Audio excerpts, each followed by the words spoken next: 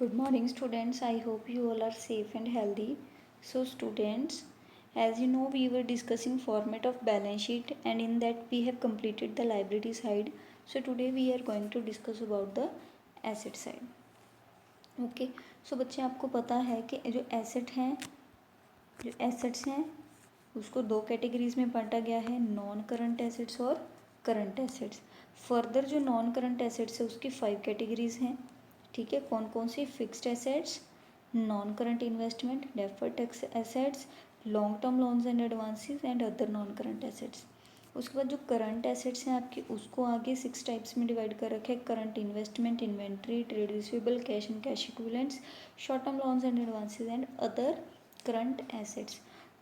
इनमें से बच्चे जो फिक्स्ड एसेट्स हैं उसको फर्दर 4 टाइप्स में डिवाइड कर रखे हैं। कौन सी हैं? Tangible, intangible, capital work in progress and intangible asset under development. तो इनको बड़ी डिटेल में आज हम पढ़ने वाले हैं, इनके बारे में देखेंगे क्या क्या है इनके अंदर। तो सबसे पहले नंबर पे आता है हमारे पास नॉन करंट एसेट्स। तो नॉन करंट एसेट्स बच्चे आपको पता है जिसको पे आउट करने के लिए 12 मंथ से ज़्यादा का टाइम हो, मोर टाइम हो, उसको कहते हैं नॉन करंट एसेट्स। तो इसको 2 पार्ट्स में डिवाइड कर रखे हैं, 5 पार्ट्स में डिवाइड कर रखे हैं। सबसे पहले हमारे पास आता है फिक्स्ड एसेट्स। ठीक है, वो एसेट जो चल के कहीं जा नहीं सकती है, वो एसेट जो जहाँ जिस जगह पर खड़ी हैं वहीं पर हैं। ठीक है, पहली बात इसमें फर्स्ट कैटेगरी कौन सी है? Tangible assets. टेंजिबल एसेट्स कौन सी होंगी बच्चे? जिसको आप ना देख सकते हो ना टच कर सकते हो। एग्जाम्पल्स आपने +1 क्लास में बहुत किए हैं, land, building, furniture, machinery, vehicles, office equipments. तो ये सारी की सारी चीज़ें किसके अंदर आएंगी बच्चे? टेंजिबल एसेट्स के अंदर आएंगी। नेक्स्ट हमारे पास आते हैं इंटेंजिबल एसेट्स। इसके अंदर क्या कुछ आ सकता है? जैसे कि गुडविल है। ठीक है, इसको टच करके तो नहीं दे सकते लेकिन कंपनी को इसका फ़ायदा ज़रूर होता है। उसके बाद आता है ट्रेडमार्क्स, है ना। ट्रेडमार्क्स क्या होते हैं? एक तो देखो गुडविल हो सकते हैं इंटेंजिबल एसेट्स में, दूसरा और क्या हो सकता है? और हो सकता है हमारे पास ब्रांड्स। हमारा जो हमारा ब्रांड है, जो हमारे जिस ब्रांड नेम पे हम अपना प्रोडक्ट बना रहे हैं उस ब्रांड नेम पे कोई और तो नहीं बना सकता, तो वो जो ब्रांड है हमारा वो हमारी क्या है? इंटेंजिबल एसेट है। और क्या हो सकता है? ट्रेडमार्क हो सकते हैं, है ना। ट्रेडमार्क से क्या होगा कि हमने अपने प्रोडक्ट का ट्रेडमार्क करवा लिया तो हमारे जैसा प्रोडक्ट कोई और नहीं बना सकता। इसी के अंदर ही पेटेंट, कॉपीराइट, रजिस्टर्ड मार्क, ये सारे के सारे आपने +1 में पढ़े थे। मतलब इनका वही है कि आपके वाला प्रोडक्ट कोई और नहीं बना सकता, तो उस चीज़ का सारा प्रॉफिट आपको होगा, इस वजह से वो आपकी क्या है? फिक्स्ड एसेट है। क्लियर? और क्या हो सकता है इसके अंदर? मान लो आपने कोई लाइसेंस ले रखा है किसी चीज़ को बनाने का, तो वो चीज़ सिर्फ वही बंदा बनाएगा जिसने उस चीज़ का लाइसेंस लिया हुआ है। तो वो जो लाइसेंस है आपके पास वो चीज़ बनाने का या वो चीज़ बेचने का, तो वो आपके लिए क्या है? आपकी एसेट है, नॉन करंट एसेट है, फिक्स्ड एसेट है, इंटेंजिबल एसेट है। क्लियर? नॉन करंट, फिक्स्ड और इंटेंजिबल एसेट है। ओके, उसके बाद और क्या हो सकता है? फ्रेंचाइजी हो सकती है। फ्रेंचाइजी का मतलब क्या हो सकता है कि कई बार जो MNCs है ना वो आकर इंडिया में अपनी ब्रांच खोल लेती हैं। और इंडिया में क्या होता है, कोई कंपनी इंडिया की जिसके पास पैसा है वो क्या कह देती है? इनको कह देती है कि हमसे पैसे ले लो और हमें परमिशन दे दो कि हम तुम्हारी ब्रांच अपनी कंट्री में खोल सकें। तो इंडिया में खुल जाएगी। तो वो जो मल्टीनेशनल कंपनी है वो क्या कहती है कि फ्रेंचाइजी दे दी मैंने कि हाँ तुम मेरा प्रोडक्ट बेच सकते हो। जैसे कि डोमिनोज फॉरेन की कंपनी है लेकिन इंडिया में भी होते हैं, है ना। तो वो क्यों है? क्योंकि डोमिनोज वालों ने फ्रेंचाइजी दे दी इंडिया वालों को। ठीक है, कि इंडिया वाला भी वो बंदा भी बना सकता है। ठीक है, तो जिसने फ्रेंचाइजी ली है वही डोमिनोज के नाम से पिज़्ज़ा बना सकता है, कोई और तो बना नहीं सकता। अगर बनाएगा तो इलीगल हो जाएगा। ठीक है, तो ये भी हमारे लिए क्या रहती है? Intangible assets. ओके, सो बच्चे आपने मेनली इन चीज़ों को याद रखना है। जैसे कि कोई रेसिपी होगी है, कोई फार्मूला हो गया, कोई कॉपीराइट हो गया, गुडविल हो गई है, कोई कंप्यूटर सॉफ्टवेयर है हमारा। ठीक है, तो वो भी हमारी इंटेंजिबल। कोई हमारा लाइसेंस है, कोई हमारी फ्रेंचाइजी है, ये सारी की सारी चीज़ें बच्चे हमारे लिए इंटेंजिबल एसेट्स रहती हैं। दिखती नहीं है लेकिन इसका फ़ायदा सिर्फ और सिर्फ हम उठा सकते हैं, कोई और थर्ड पर्सन वो काम नहीं कर सकता और उससे प्रॉफिट नहीं कमा सकता। और क्या है, थर्ड टाइप क्या है इसकी, कैपिटल वर्क इन प्रोग्रेस। इसको मैं एग्जांपल के थ्रू समझाऊंगी कि मान लो हमारी कोई बिल्डिंग थी, हम बना रहे थे और बिल्डिंग अभी कंप्लीट नहीं हुई है, लेकिन उसके ऊपर हमने 50 लाख रुपए तो खर्च कर रखे हैं ना। तो वो जो 50 लाख रुपए खर्च कर दी, उतनी की तो बिल्डिंग जितनी की तैयार है वो भी हमारी है ना। तो उसको हम क्या कहेंगे, कैपिटल वर्क इन प्रोग्रेस। मान लो हमारा कोई प्लॉट था, हमने बिल्डिंग पूरी नहीं तैयार हुई है, उस पर सिर्फ हमने 4 दीवारी की है उस बिल्डिंग की, ठीक है। तो उसको, वो बिल्डिंग तो कह नहीं सकते क्योंकि प्रॉपर तैयार नहीं हुई है, तो उसको हम क्या कहेंगे, कैपिटल वर्क इन प्रोग्रेस कहेंगे। इंटेंजिबल एसेट अंडर डेवलपमेंट, इसका मतलब क्या हुआ कि अगर मान लो हमारा कोई कंप्यूटर सॉफ्टवेयर हम डिज़ाइन करवा रहे थे, लेकिन वो अभी तक प्रॉपरली डिज़ाइन हुआ नहीं है, हो रहा है, उसको हम क्या कहेंगे, इंटेंजिबल एसेट अंडर डेवलपमेंट। के अंडर डेवलपमेंट है, अभी पूरा बन के तैयार भी नहीं हुआ। इसी तरीके से आपने किसी चीज़ का कॉपीराइट लेना था, तो उसकी रजिस्ट्रेशन अभी चल रही है, अभी रजिस्टर हुआ नहीं है, लेकिन हो जाएगा क्योंकि आपने अप्लाई किया हुआ है, तो वो क्या होगा, आपका अंडर डेवलपमेंट माना जाएगा। क्लियर। उसके बाद नेक्स्ट आता है हमारे पास, बी पार्ट है non current investment. Non current investment में क्या आएगा, देखो आपने मान लो, एक तो देखो आप शेयर्स इशू करते हो और बदले में पैसा ले सकते हो, लेकिन ऐसा भी तो हो सकता है कि आपकी कंपनी के पास बहुत सारा पैसा हो और आप किसी थर्ड कंपनी के, आप किसी और कंपनी के शेयर्स खरीदो, आप किसी और कंट्री के डिबेंचर खरीदो, कंपनी के शेयर्स, डिबेंचर्स, उनके बॉन्ड्स, म्यूचुअल फंड्स या कोई प्रॉपर्टी खरीद लो, तो वो आपकी क्या मानी जाएगी, वो आपकी नॉन करंट इन्वेस्टमेंट। क्योंकि यहाँ पर आपने इन्वेस्ट कर रखा है, आपने पैसा लगाया कहीं पर, आपने किसी के शेयर्स खरीद लिए, तो आप उस कंपनी के मालिक तो कहला रहे हो ना, तो वो आपकी क्या है, नॉन करंट इन्वेस्टमेंट है। क्योंकि आपको पता है कि शेयर्स और डिबेंचर्स का पैसा जल्दी जल्दी वापस नहीं आता, लोन का पैसा जल्दी वापस नहीं आता, बॉन्ड्स का पैसा नहीं आता जल्दी जल्दी। तो ये सारी चीज़ें आपकी किसके अंदर आएंगी, नॉन करंट इन्वेस्टमेंट्स के अंदर आएंगी। इसी के साथ ना कई बार आपको क्वेश्चन के अंदर दिया होगा इन्वेस्टमेंट इन गवर्नमेंट सिक्योरिटीज़, ठीक है। गवर्नमेंट की थी कोई शेयर्स और डिबेंचर्स, गवर्नमेंट की कोई प्रॉपर्टी थी, आपने वो कोई परचेज कर लिए, तो वो भी आपकी क्या कहलाएगी, नॉन करंट इन्वेस्टमेंट। चाहे पब्लिक परचेज किए चाहे प्राइवेट परचेज किए, अगर आपने कुछ इन्वेस्ट कर दिया पैसा, आपके लिए वो नॉन करंट इन्वेस्टमेंट ही कहलाएगी, ठीक है। थर्ड नंबर पे आपके पास आता है डेफर्ड टैक्स एसेट्स।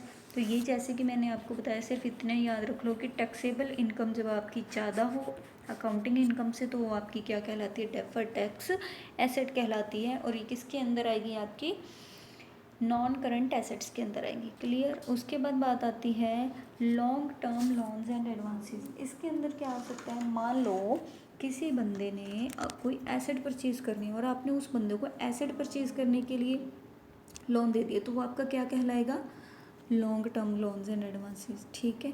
अच्छा, आपने किसी के नाम पे ना सिक्योरिटी दे दी है, ठीक है, मीन्स किसी ने लोन लिया है और उसकी सिक्योरिटी आप पे कर रहे हो कि हाँ अगर इसने पैसे नहीं लौटाए तो मैं दे दूंगा इसके बदले में पैसे, तो वो क्या है, हमारे long term loans and advance से आपने उसकी सिक्योरिटी के लिए डिपॉजिट करवा दिया पैसा। होता है ना कई बार बैंक में ऐसा होता है कि कोई बंदा लोन लेने गया है और वो कहते हैं कि थर्ड पार्टी को लेके आओ और वो आपके बिहाफ पे पैसे जमा कराएगा, ठीक है। जिस दिन आप अपने पैसे, कुछ सिक्योरिटी के सारे पैसे नहीं, कुछ अमाउंट रखवा लेते हैं उस बंदे से कि भाई अगर इस तुमने पैसे हमारे हमारे पैसे डूबे अगर, तो हम थर्ड जो तुम्हारी गारंटी ले रहे हैं उसके हम पैसे वापस नहीं करेंगे। तो हमने तो सिक्योरिटी के लिए डिपॉजिट करवा दिया, वो क्या है, हमारा एक तरह का long term loans and advances ही कहलाएगा, ठीक है।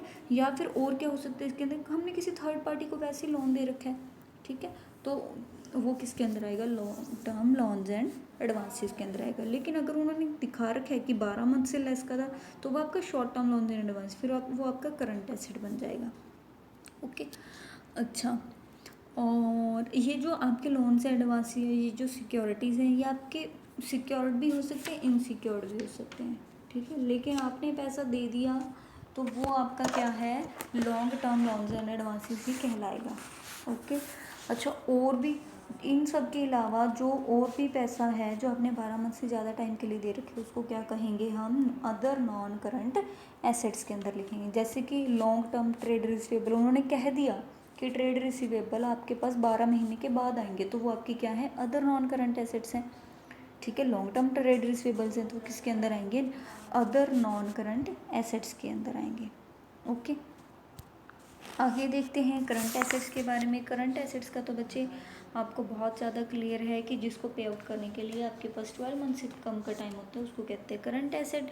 इसके अंदर फर्स्ट नंबर पे आता है आपके पास करंट इन्वेस्टमेंट। करंट इन्वेस्टमेंट जैसे कि उन्होंने स्पेशली लिख दिया कि आपने जो इक्विटी शेयर्स हैं वो आपने लेस देन 12 मंथ्स के लिए खरीदे हैं, आपने कोई डिबेंचर्स हैं, कोई म्यूचुअल फंड, जहाँ भी आपने इन्वेस्टमेंट किया वो आपने 12 महीने से कम के टाइम के लिए किए हैं, तो आपकी क्या कहलाएगी, करंट इन्वेस्टमेंट कहलाएगी।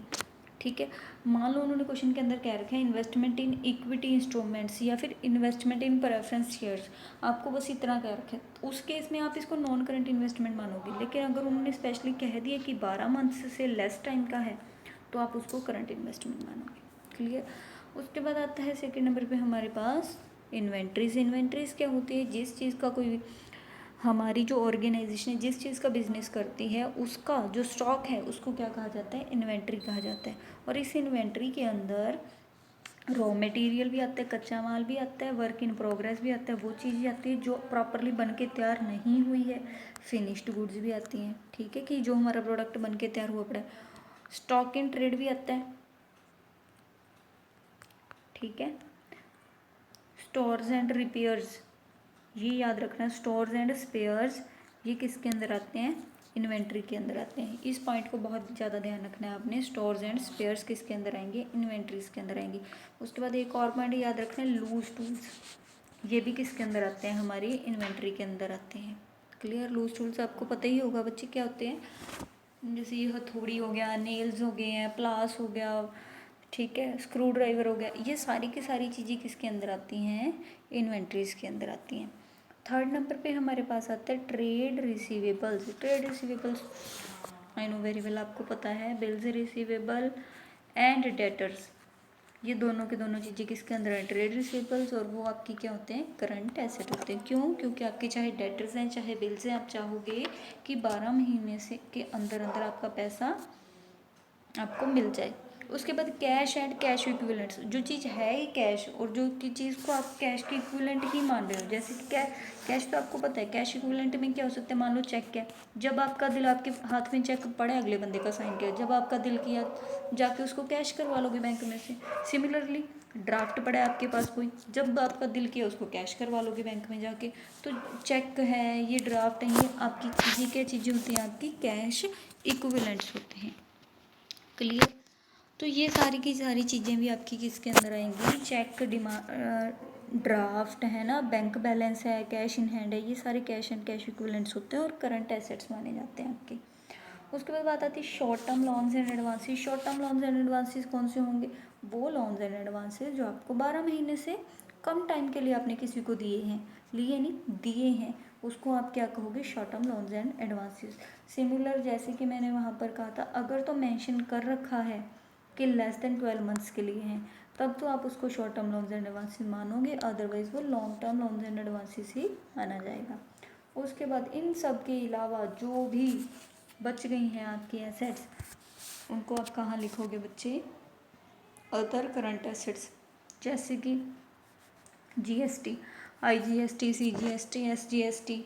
ठीक है, कोई आपके प्रीपेड एक्सपेंसेस है वो आपकी अदर करंट एसेट्स के अंदर जाएंगे। ठीक है, और discount on issue of debentures, ये पॉइंट बहुत important, discount on issue of debentures, आपने जब डिबेंचर्स को इशू किया था, डिस्काउंट पे किया था, तो वो आपकी क्या है, करंट एसेट है। ठीक है जी। तो बच्चे आपने ये सारे के सारे पॉइंट्स को बहुत ध्यान से देखना है, वीडियो को देखना है, उसके बाद अपनी बुक में से इन पॉइंट्स को अच्छे से लर्न कर लेना है, और इसके बेसिस पे जितनी इलस्ट्रेशन बनती हैं इस टॉपिक की वो आपने कंप्लीट कर लेनी है। नेक्स्ट क्लास में हम प्रॉफिट एंड लॉस अकाउंट के फॉर्मेट के बारे में रीड करेंगे। Okay students, thank you and have a nice day.